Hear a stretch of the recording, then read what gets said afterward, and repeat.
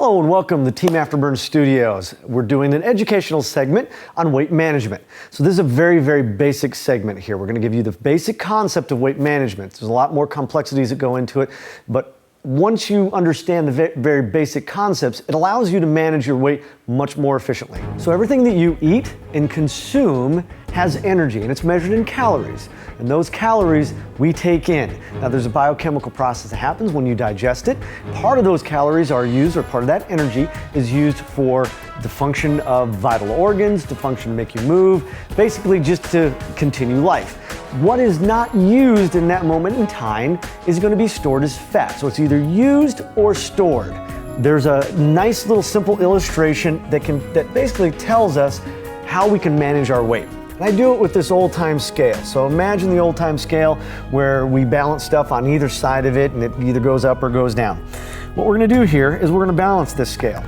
And on this side we have calories in. Again, this is the amount of food or amount of energy that we take in via the food that we consume. And this is calories out. Now, calories out is how much energy we expend. That includes our BMR, our basal metabolic rate. So at rest, we have a certain resting metabolic rate just to live. So that, along with all the movement that we have during the day, anything that we're digesting food, anything else that we do takes calories to function.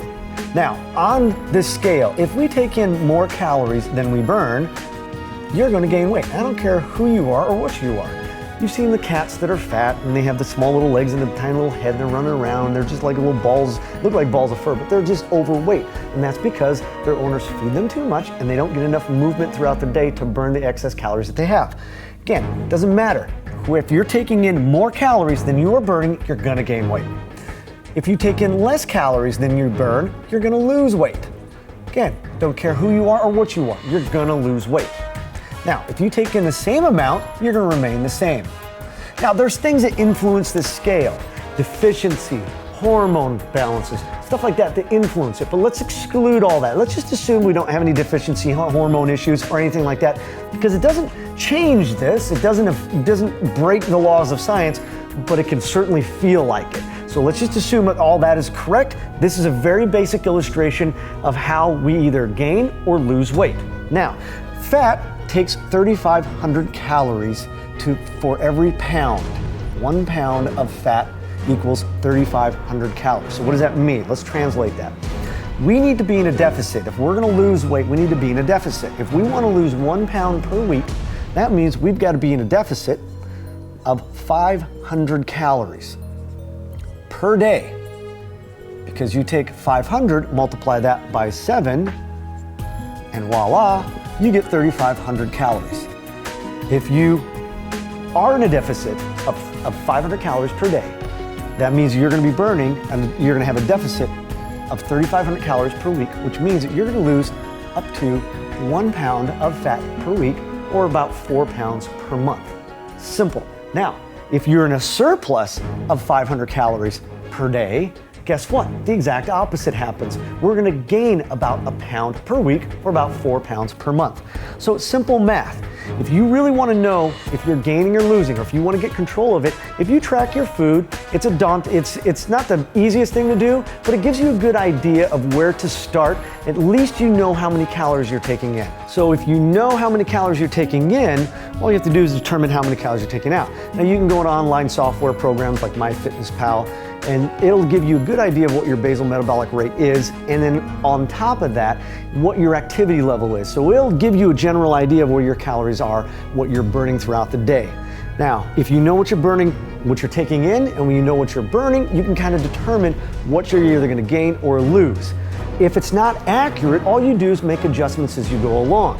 So if you're in a 500 calorie deficit, or you assume you're in a 500 calorie deficit, but you're not quite losing that much, then you're probably over exaggerating what you're burning. So start reducing the calories in until we get to that level. Now again, there are other things that influence it, like I said, hormones, deficiencies, other things that potentially could influence the scale to make it seem impossible. You can't have too great of a calorie deficit, because then hormones change and it wants to hold on to a lot of fat. So you don't want to go into too much of a calorie deficit. That's why 500 is a nice number. It doesn't put you at such an extreme calorie deficit that you have to worry about affecting hormones or your body trying to hold on to fat. So nice and easy, 500 calories. That's not necessarily an easy task, but it's not something that's impossible. It's something you can easily accomplish. And again, what we do at the studios is we look at this, we make adjustments as you go along. So if you're not losing weight, we'll make adjustments to either side of this scale, figure out what you're doing, because we have heart monitors that tell us exactly how many calories you're burning. So we know how many calories you're burning, we know what your basal metabolic rate is. We can figure this out pretty quickly and determine what your goals are depending on what you're already taking in. And we just kind of make adjustments as you go along.